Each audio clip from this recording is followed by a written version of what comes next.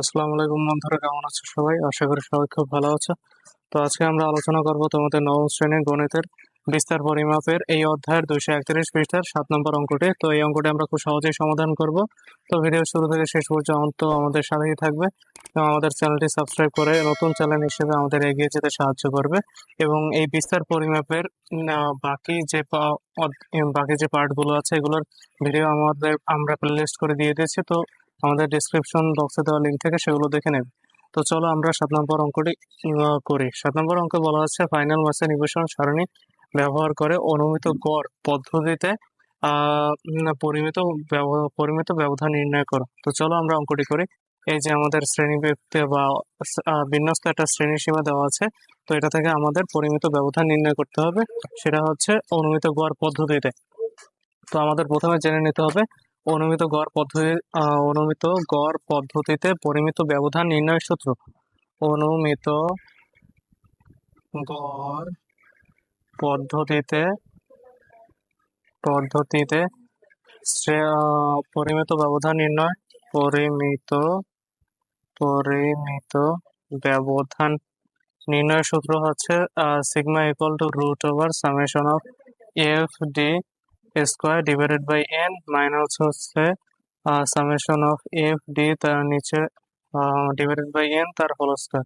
তো এটি হচ্ছে আমাদের অনুমিত গড় পদ্ধতিতে পরিমিত ব্যবধান নির্ণয় সূত্র। এখানে এফ কি এন, এফ হচ্ছে আমাদের যে রান সংখ্যা দেওয়া হচ্ছে সেটা হচ্ছে আমাদের এফ, এবং ডি হচ্ছে আমাদের এক্স, অর্থাৎ এই যে শ্রেণীর মধ্যবিন্দু আমরা নির্ণয় করব সেটা থেকে আমরা বাদ দেবো হচ্ছে আমরা যে অনুমিত গড় আছে সেটা ধরে সেটা বিয়োগ করে তার এইচ হচ্ছে আমাদের শ্রেণী ব্যবধান দ্বারা ভাগ করব, তাহলে বের হবে আমাদের ডি এর মান। এফ এবং ডি এর মান গুণ করে যে মানটা হবো সেটা হচ্ছে এফ ডি, এবং এফ এবং ডি এর মান এর হোল স্কয়ার করলে যে মানটা হবো সেটা হচ্ছে আমাদের এফ ডি স্কয়ার। আশা করি সকলে এটুকু বুঝতে পারছো। তো আমরা এবার শ্রেণীর মধ্যবিন্দু নির্ণয় করব। প্রথমে আমাদের রান সংখ্যা লিখে ফেলি। রান সংখ্যা আমাদের দেওয়া আছে 24, 32, 36, 38, 32, 36, 38, তারপর দেওয়া আছে 30। তো এবার আমরা মধ্যবিন্দু নির্ণয় করবো। মধ্যবিন্দুটি শ্রেণীর নিম্ন সীমা এবং উচ্চ সীমার যোগফল এবং 2 দ্বারা ভাগ করলে যেটা বের হয় সেটা হচ্ছে মধ্যবিন্দু। তবে 4 আর 5 যোগ করলে কত হয়? 2.5। তো এর পরের মধ্যবিন্দু আমরা খুব সহজে নির্ণয় করতে পারবো কিভাবে। এর শ্রেণীব্যাপ্তি কত? শ্রেণীব্যাপ্তি হচ্ছে 4, 1 থেকে 4 পর্যন্ত, 1 2 3 4, শ্রেণীব্যাপ্তি 4। তাহলে শ্রেণীর মধ্যবিন্দুর সঙ্গে যদি আমরা শ্রেণীব্যাপ্তি যোগ করি তাহলে বাকিগুলোর মধ্যবিন্দু আমরা পেয়ে যাবো। যেমন 2.4-এর সাথে যদি আমরা শ্রেণীব্যাপ্তি 4 যোগ করি তাহলে আসে 6.5। 2.5-এর সাথে যদি আমরা 4 যোগ করি তাহলে আসে 6.5। আবার 6.5-এর সঙ্গে যদি আমরা 4 যোগ করি তাহলে হচ্ছে 10.5। আবার যদি 10.5-এর সাথে 4 যোগ করি তাহলে আসে 14.5। 14.5, তাহলে 14.5-এর সাথে আবার যদি আমরা 4 যোগ করি তাহলে আসে 18.5। এবার আমাদের বের করতে হবে অনুমিত গড়। অনুমিত গড় আমরা ধরে নিলাম এই যে 10.5 হচ্ছে আমাদের মাঝখানে যেটা আছে, এটা হচ্ছে আমাদের অনুমিত গড় আমরা ধরে নিলাম। তো এবার আমাদের বের করতে হবে ডি। ডি সমান সমান কি? ডি সমান সমান হচ্ছে এক্স। এক্স কি? মধ্যবিন্দু কি? 2.5। প্রথম সারির ক্ষেত্রে মধ্যবিন্দুকে 2.5 মাইনাস অনুমিত গড় কত? 10.5 ডিভাইডেড বাই এইচ। এইচ কত? 4। তো 2.5 থেকে আমরা যদি 10.5 বিয়োগ দিয়ে তারপর যদি 4 দ্বারা ভাগ দিই তাহলে থাকে হচ্ছে -2।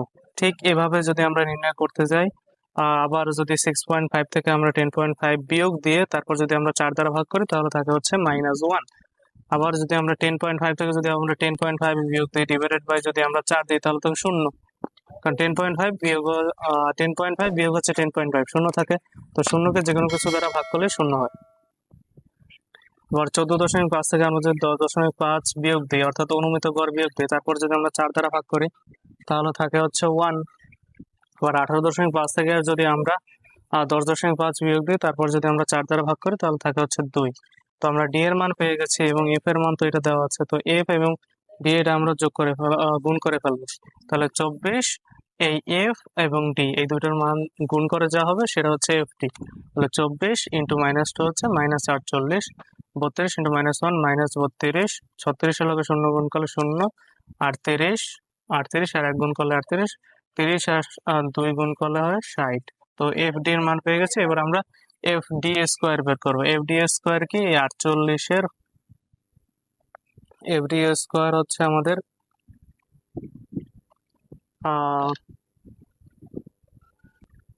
তো এফডি স্কোয়ার কি? এফডি স্কোয়ার হচ্ছে এই এফ এর মান এবং এই যে ডি এর মান বের হয়েছে, ডি এর মানের হোল স্কোয়ার করে যে মানটা বের হবে সেটা হচ্ছে এফডি স্কোয়ার। তো এফ এর মান কত? 24 ইন্টু ডি, এখানে ডি এর মান কত? ডি এর মান হচ্ছে -2। তো এর হোল স্কোয়ার করলে আসে কত? 24 ইন্টু 4 সমান সমান, তো 24 ইন্টু 4 গুণ করলে হবে কত? 96। তো এই 96 হচ্ছে আমাদের এফডি স্কোয়ার। আবার 32 ইন্টু -1 ডি স্কোয়ার, প্রথম ডি স্কোয়ার মানে হচ্ছে -1 এর স্কোয়ার, তারপর 32 ইন্টু -1 এর স্কোয়ার দেন, তাহলে 32ই থাকে। আবার শূন্য, এটা তো শূন্যই হয়ে যায়। তারপরে 38 ইন্টু -1 এর হোল স্কোয়ার, অর্থাৎ ডি স্কোয়ার -1 এর হোল স্কোয়ার, তাহলে 38 আর 1 এর হোল স্কোয়ার দিলে 38ই হয়। আবার ডি স্কোয়ার মানে হচ্ছে এখানে 2 এর স্কোয়ার, 2 এর স্কোয়ার দিলে হয় 4 এবং 30, 4 এবং 30 গুণ করলে হয় 120। আশা করি তোমরা এফডি স্কোয়ারের মানটি বুঝতে পেরেছো। তো এবার আমরা বের করব হচ্ছে এন এর মান, সামেশন অফ এফডি স্কোয়ার এবং সামেশন অফ এফডি এর মান। তো এন এর মান কি? এন এর মান হচ্ছে এই যে মোট যে আমাদের রান দেওয়া আছে, অর্থাৎ এফ এর মান। তো এটা আমরা যদি যোগ করি, এই মোট গণসংখ্যা যদি আমরা যোগ করি, এই যে গণসংখ্যা দেওয়া আছে সেগুলো যদি আমরা যোগ করি, তাহলে যে মানটা পাবো সেটা হচ্ছে মোট গণসংখ্যা। মোট গণসংখ্যা এই যে 32, 24, 32, 36, 38, 30 যদি আমরা যোগ করি, তাহলে যে মানটা পাবো সেটা হচ্ছে আমাদের মোট গণসংখ্যা। এবার আমরা বের করবো summation of FD. Summation of FD কে, এই যে এফডির আমরা মান পেয়েছি, তো এফডির মান কটা আমরা যোগ করে দেবো, তাহলে আমাদের সামেশন অফ এফডির মান বের হবে। তো 60, 38, -32, -48 যদি আমরা যোগ করে দিই, তাহলে আমরা এফডির মান পাবো, যেটা হচ্ছে 18। সামেশন অফ এফডি স্কোয়ার কি? এই যে এফডি স্কোয়ারের যে আমরা মান পেয়েছি তা আমরা যোগ করে দিলে এফডি স্কোয়ার পেয়ে যাবো। সামেশন অফ এফডি স্কোয়ার সমান কত? এই মানগুলো যোগ করলে বের হয় 284।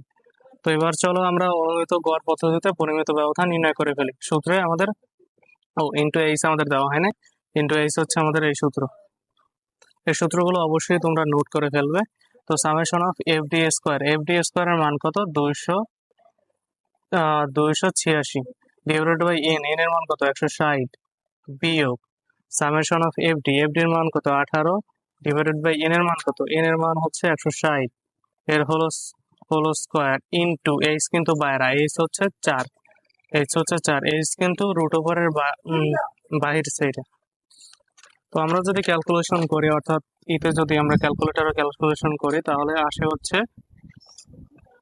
√1.7748 ইন্টু আসে 4। তো যদি এটার রুট ওভার করি, তাহলে আসে 1.33 ইন্টু 4, তাহলে অ্যান্সার আসে আমাদের 5.32। এইটাই হচ্ছে আমাদের পরিমিত ব্যবধান। তো আশা করি সকলে অঙ্কটি বুঝতে পারছো। তো বুঝতে পারলে অবশ্যই আমাদের চ্যানেলটি সাবস্ক্রাইব করে আমাদের এই এগিয়ে যেতে সাহায্য করবে, এমন এই প্লেলিস্টের বাকি ভিডিওগুলো অবশ্যই দেখবে, যাতে এই অধ্যায় সম্পর্কে তোমাদের কোনো কনফিউশন না থাকে।